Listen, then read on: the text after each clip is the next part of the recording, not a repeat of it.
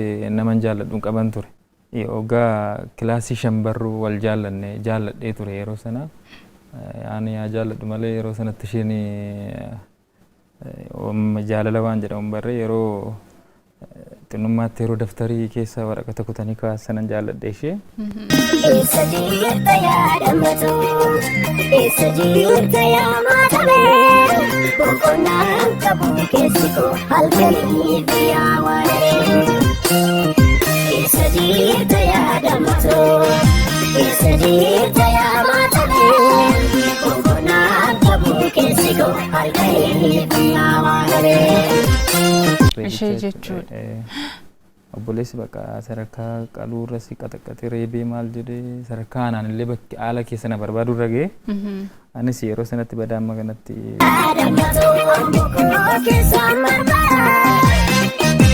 Isa jirta yaamatame jakeertuu hawweetoo. Isa jirta yaadamatoo bullee gargaara baasee. Isa jirta yaamatame gunkumaa jaatee.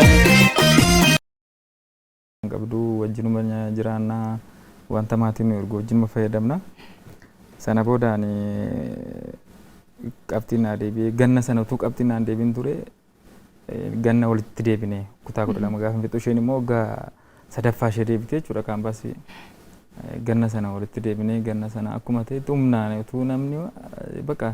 Isa jirta yaadamatu keessa neenaa jira.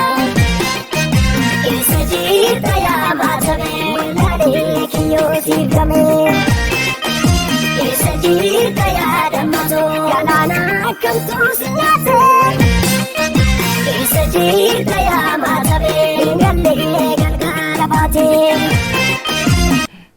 Duriyyeetti fakkaadha gaafa manatti galu baadiyyaa magaalaa olee gaafa manatti galu ana ayira bakka jedhamu taa'ee baradhe yanne gaafa bakka na ayiratti akkas ta'a ture duriyyaa ture kana ta'a ture waan ta'eef intalli keenya akkasinni walitti heerumuu qabdu jedhanii akka malee dararu. Isa jirta yaadamatu, isa jirta yaamatame, boqonnaan qabu keessi koo halkanii fi yaawwaanee. Isa jirta yaadamatu, isa jirta yaamatame, boqonnaan qabu keessi koo halkanii fi yaawwaanee.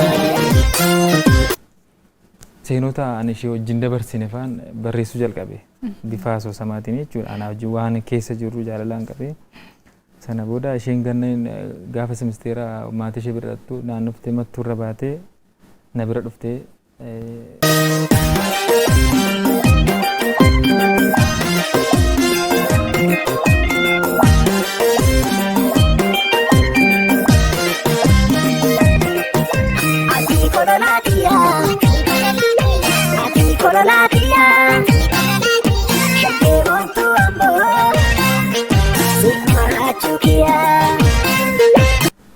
Biqilaan akkasii yoo ittiin jedhanii dhugaadhaan hin fudhattu.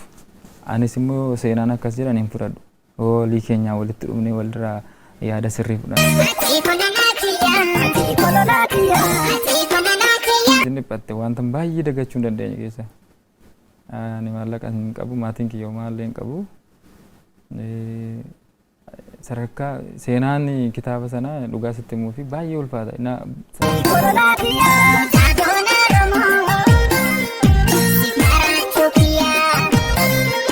Na fuuldura deemta suura kee ilaala maaloo eessa jirta yaada kee na waada siyaadee sinkufu siyaaduu naraada. Akkasumatti jaalalaan daddabarsina wal lollallee jedhe amma sadarkaa wal lolurra geenye wal arrabsinaa wal lollaa wal dhiisuu hin dandeenye walitti deebina. Ani gara Finfinnee kanatti ol dhufeen achuma hojjaa mootummaa argadhee jalqabe. Hojjaa mootummaa gaafan jalqabu dhuguma sitti himaa isheen yeroo sana waa wajjin jiraannuuf ulfaanii hin qabdi garaadha. Sana booda hin dhufte gaafa ani hojii mootummaa jalqabee waggaa ji'a 8 dhufte ji'a 1 dhufte ji'a 1 yoo hin finne natti fakkaata ji'a 1 dhufte. Ani sin barbaada.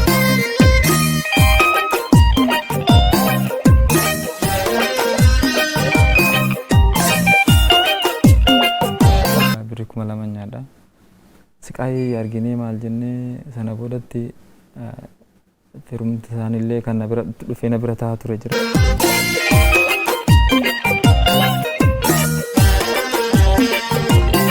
Kun qabani. Gama kan isheetiin rakkoon. Kiyyas immoo keessa namni hin fuudhin jedhus hin jira.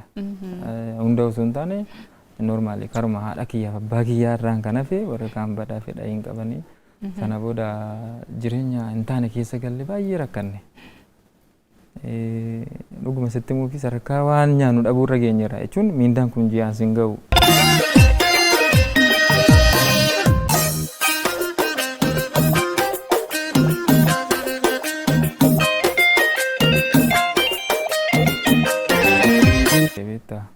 Deesifee dorgomtee hojjaa wayii galtee argatte anuma bira.